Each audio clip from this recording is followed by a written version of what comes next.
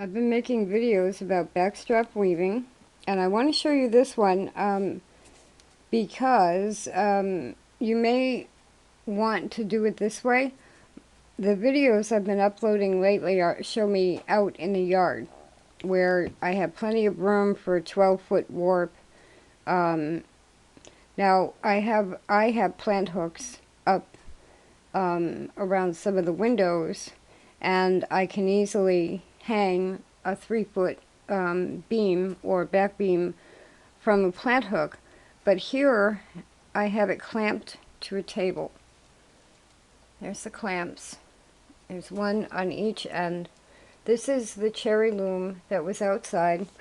This is the table I work at. There's my 66 hand crank, my computer, and any of the length beams that I've been talking about will clamp right to a table like that. And so here's the warp. This is the long skinny warp that was going to be shoelaces and is now a band. But the reason I wanted to show you this was right here.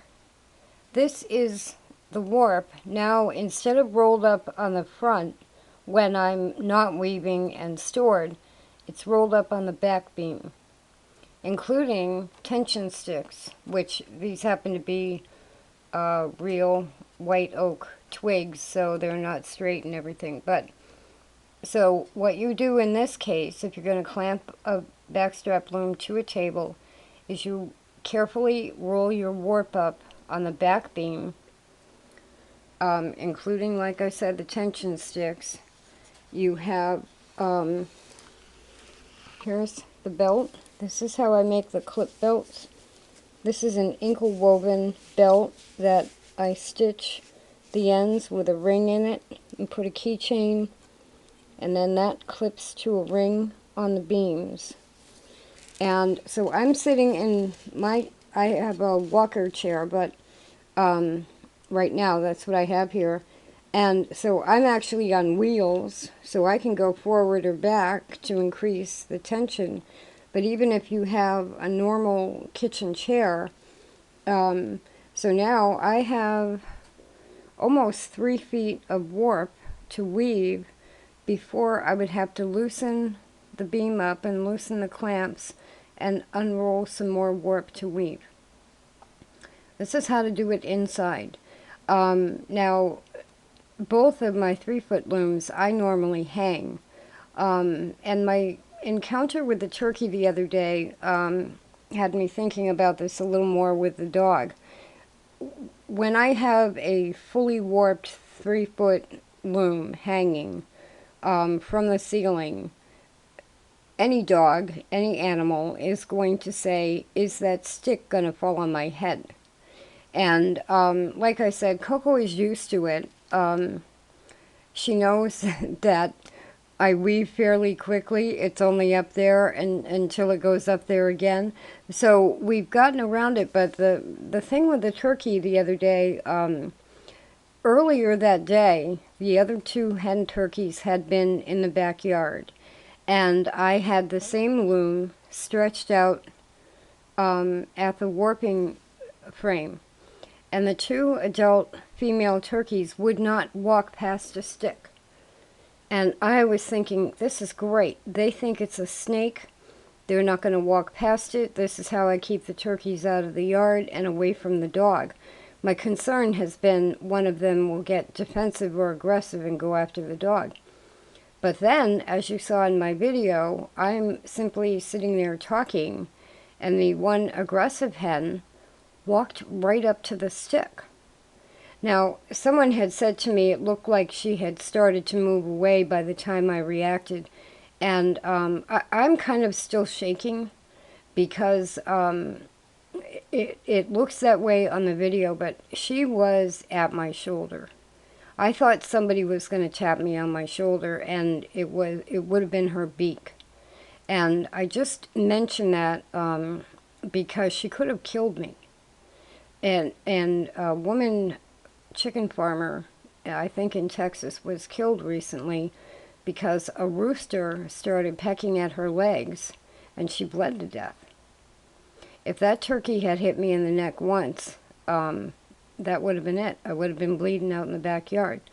So and then on top of it, we've had like awful heat, and I don't want the dog out in the backyard in the heat all day. So I wanted to move things indoors. And this, clamping everything to a table, I have another table I can do this with as well that's on wheels.